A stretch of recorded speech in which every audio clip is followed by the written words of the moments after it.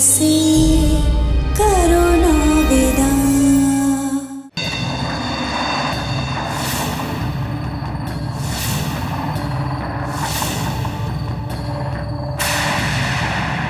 तुझे क्या लगा रेवा? ये चुटकी भर सिंदूर अपनी मांग में सजा के तुम रानी माँ के लाडले कुंवर को जिंदगी भर अपने रंग में रंग देगी? नहीं बेटी, तू राजमहल के लोगों की सच्चाई कब समझेगी? इसका मतलब अब सबने जानबूझकर हम लोगों ने? नहीं रेवा, हम लोग कौन होते हैं? हम तो ठहरे नौकर जान। यहाँ जो भी होता है रानी माँ की मर्जी से होता है, रानी माँ की मर्जी से होता है, रानी माँ की मर्जी से होता है, रानी माँ की मर्जी से होता है।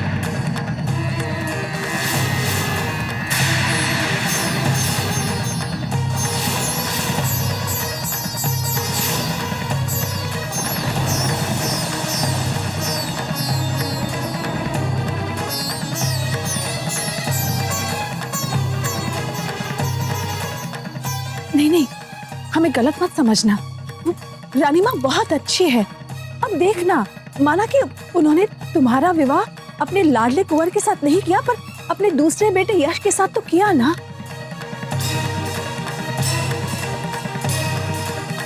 रेवा,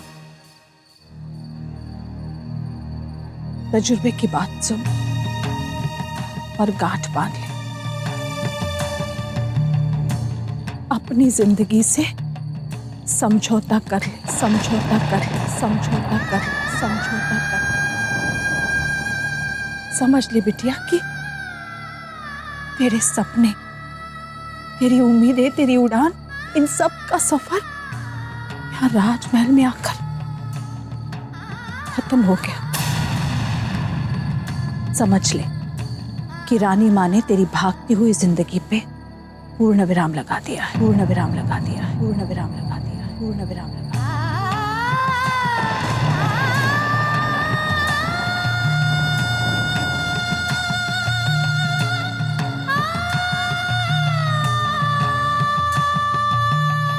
हम जानते हैं कि इतनी बड़ी सच्चाई को एक रात में स्वीकारना बहुत मुश्किल है। हमें कोई जल्दी नहीं है बिटिया, और भवानी माँ सब करना सिखा देती है। वैसे भी धीरे धीरे तुझे इस सब की आदत पड़ जाएगी। तू कह रही थी ना कि तू यश के कमरे में वापस नहीं जाना चाहती। ठीक है बिटिया, हम एक काम करते हैं, हम अतिथि कक्ष की चाबियां भिजवा देते हैं। हम तो बस इतना ही कर सकते हैं तुम्हारे लिए। कल का कल देखेंगे।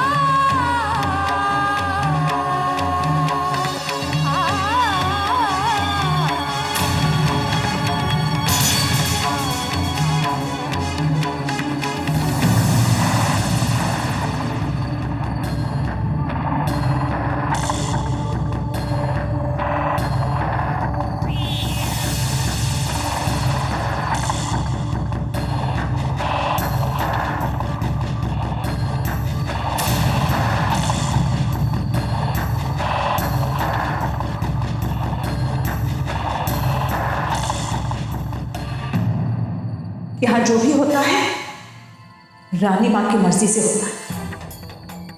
जिससे आपकी शादी हुई वो हम। रानी माँ ने तेरी भागती हुई जिंदगी में पूर्ण विराम लगा दिया, पूर्ण विराम, पूर्ण विराम, पूर्ण विराम। हम ही आपके पति, हम ही आपके पति, हम ही आपके पति, हम ही आपके। अपनी जिंदगी से समझौता कर, समझौता कर। तेरे भागती हुई जिंदगी में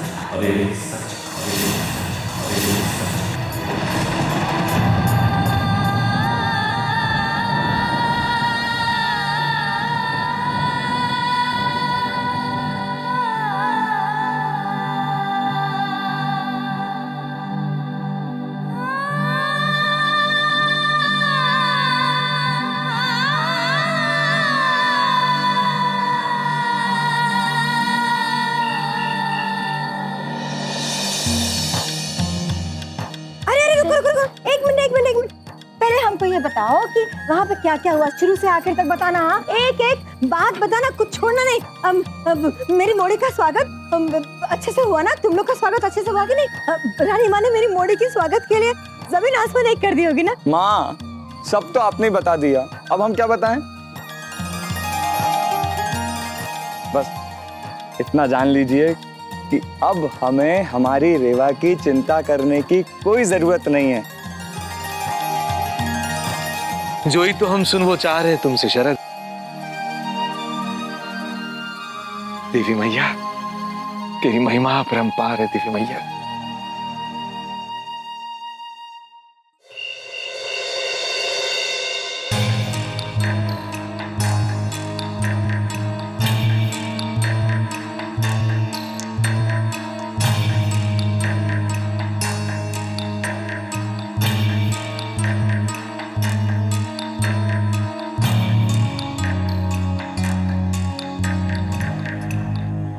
भाभी माँ, आप बैठ जाइए ना, हमें पन्ना पर पूरा भरोसा है, वो रेवा को अच्छी तरह से समझा देंगी। हाँ रानी माँ, पन्ना दाई माँ की बातों में तो ऐसा जादू है कि आप देखिएगा सांप भी मर जाएगा।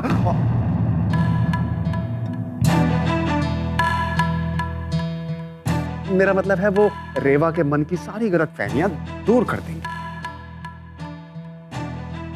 गलतफहमी होती तो हम भी दूर करने की कोशिश करते, लेकिन बात गलती की है जो सचमुच हुई है। बात धोखे की है जो राजमहल के लोगों ने उसे दिया है। धोखा हमारे साथ हुआ है माँ।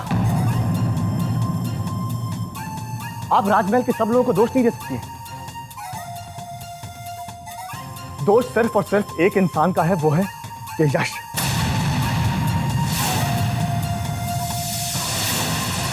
इसमें रेवा और हमारे साथ साथ आप सब लोगों को भी धोखा दिया है।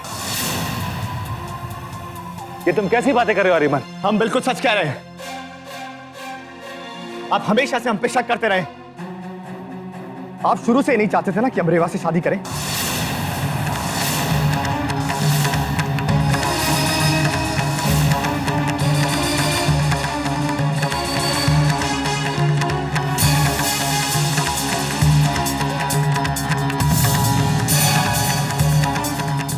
बस बस बस बस।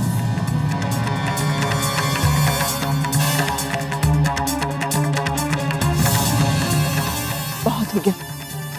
ये समय आपस में मतभेद का नहीं, समस्या का हल ढूंढने का है। जो गलती हुई है उसे सुधारने का एक तरीका है।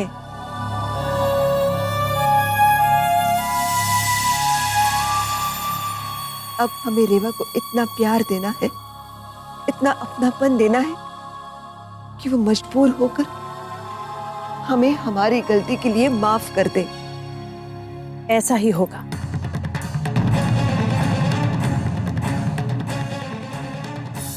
हमने रेवा को समझाने की शुरुआत तो की है, धीरे धीरे सब कुछ ठीक हो जाएगा।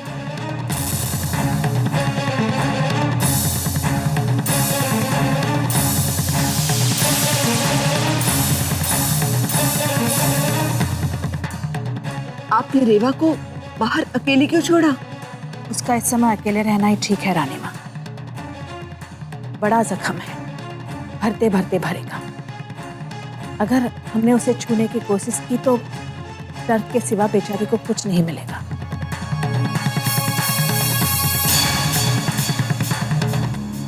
वो एक और बात कहनी थी।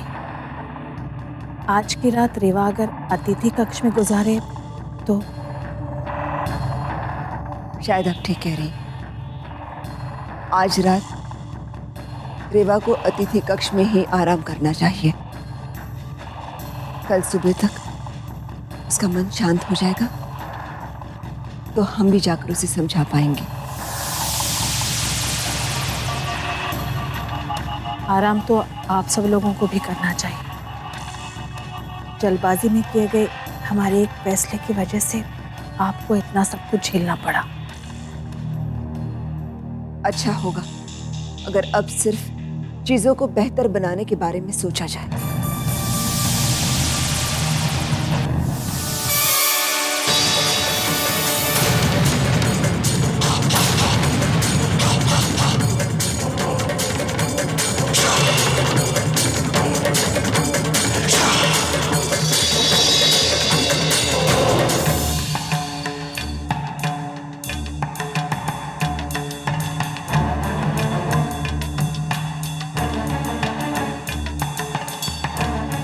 आप क्या कर रहे हैं कुंवर? अगर हमारे इस नाटक से पर्दा उठ गया ना तो आपके भविष्य पर हमेशा हमेशा के लिए पर्दा गिर जाएगा। ये आपने कौन सा नया नाटक शुरू किया था इमा? क्या मतलब? मतलब ये कि अचानक से आपके मन में उस यश के लिए इतना प्यार कहां से उमड़ पड़ा? क्या? ये आप क्या कह रहे हैं कुंवर? ये तो आपको भी मानना पड़ेगा, अत्याचार करने से पहले शिष्टाचार जताना जरूरी होता है।